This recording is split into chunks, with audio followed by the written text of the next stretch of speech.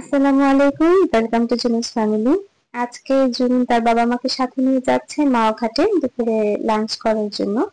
শুক্রবারের দিন কোনো কিছু রান্না বান্না করা হয়নি। 2:30টার পরে রওনা দিয়েছে বাসা থেকে। নদী পার হয়ে এখন যাচ্ছে জিঞ্জিরার দিকে। তো নদীতে যখনই আসি আমি কিছু ভিডিও ক্লিপ নিয়ে থাকি। তো বরাবরের মতো আজকেও ভুল হয়নি, কিছু ছবিও তুলেছি।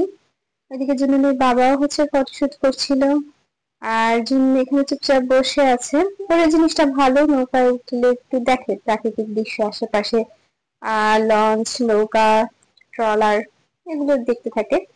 তো আমরা নৌকা পার হয়ে এখন যাচ্ছি জিঞ্জিরার দিকে। সেখান থেকে রিক্সা নিয়ে যাব কদমতলী, তারপর বাসে।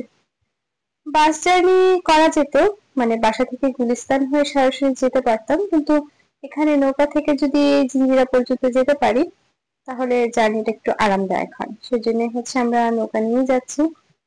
আর যেহেতু আজকে শুক্রবার, তাই নদীতে দেখা যাচ্ছে লঞ্চ, স্টিমার, ট্রলার এগুলো একটু কম। শুক্রবার বালু বহনকারী যে স্টিমার গুলো থাকে, বা কি বলে সেগুলোকে, আমার ঠিক নাম জানা নাই, ওগুলো আজকে দেখা যাচ্ছে না, ছুটির দিন যেহেতু। তো নদী পার হয়ে আমরা চলে আসছি এখানে। আজ পার হওয়ার পর জুনুনের বাবা বুথের থেকে টাকা তুলছিল।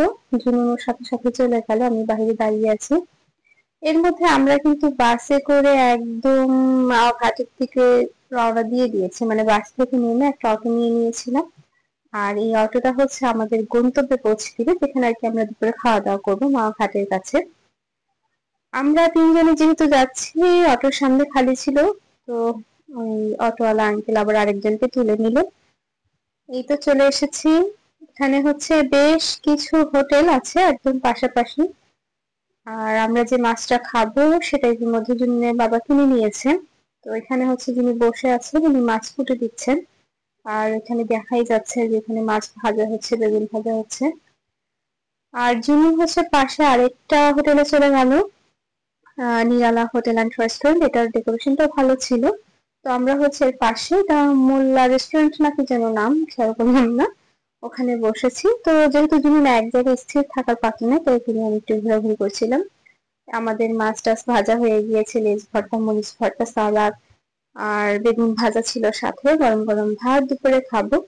আর ভাত দেওয়ার সাথে সাথে জুনুন তার নিজের পেটে নিজেই একটা মাছ তুলে নিয়েছে, মানে আমাদের দেওয়ার জন্য অপেক্ষা করেনি। তো এখন দুপুরে খাওয়া দাওয়া করে বিকাল হয়ে গিয়েছে প্রায়, খাওয়া দাওয়া শেষ করে চলে আসলাম। তো এখন বাসায় ফেরার পালা, সন্ধ্যা হয়ে আসছে। এর মধ্যে কিছু ছবি তুলেছি, ফটোশুট করেছি মাছের আর কি।